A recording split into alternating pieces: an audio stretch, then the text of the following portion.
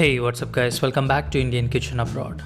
This week we are making Britain's national dish and world famous chicken tikka masala. Let's start with dicing chicken into bite-sized pieces and cut down the excess fat if there is any. I'm using about 2 pounds of boneless and skinless chicken thighs, and this recipe yields about 5 to 6 servings.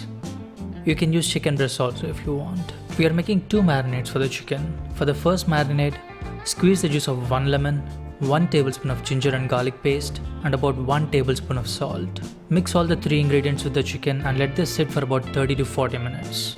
During this first marinade, the acid tenderizes the meat and salt seeps into the chicken, which in turn adds more flavor from inside. For the second marinade, in a different bowl, add about half cup of yogurt. This is homemade yogurt. A recipe is in the description box if you want to check that out. 1 tablespoon of salt, coriander powder, red chili powder, garam masala, 1 tablespoon of vegetable oil, use mustard oil if you have it, and 1 tablespoon of ginger and garlic paste. I know what you're thinking. Few of these ingredients are redundant with the first marinade. But wait, that will be clarified. The chicken has been marinating in the first marinade for about 30 minutes. Squeeze out chicken from this and add it to the second marinade. Because we are squeezing out all the extra liquid, salt and ginger garlic will not be too much in the final dish.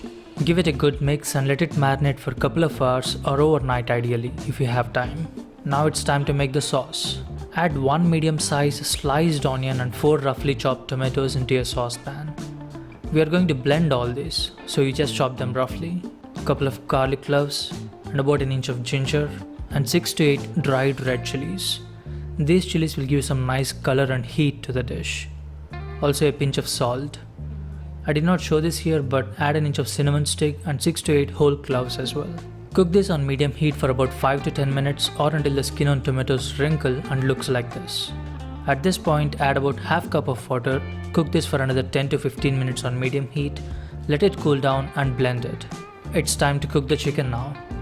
If you have a grill, cook it on a grill. Otherwise, you can cook in an oven or in a pan.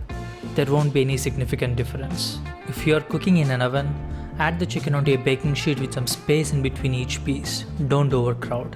Broil this on the highest temperature for about 10 minutes on each side. If you are cooking in a pan, add the chicken into a pan with some hot oil or butter and don't move them until you get some nice color on the chicken.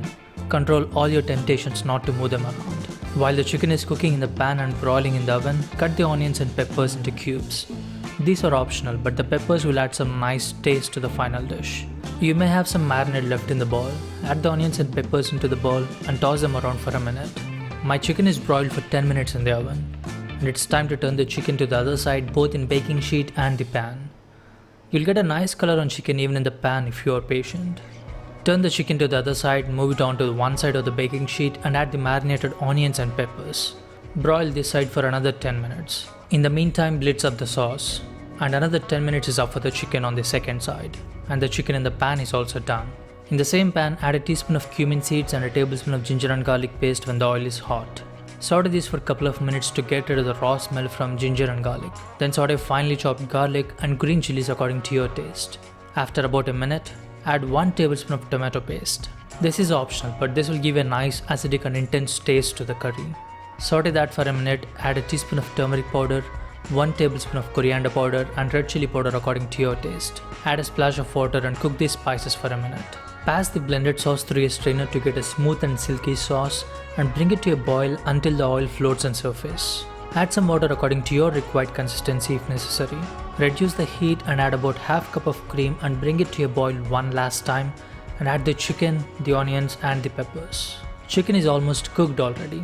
Let this simmer for another 5 to 10 minutes or until you're sure that chicken is cooked. Finish it with a knob of butter, a good sprinkle of homemade garam masala, link is in the description box, and some dried fenugreek leaves or kasuri methi.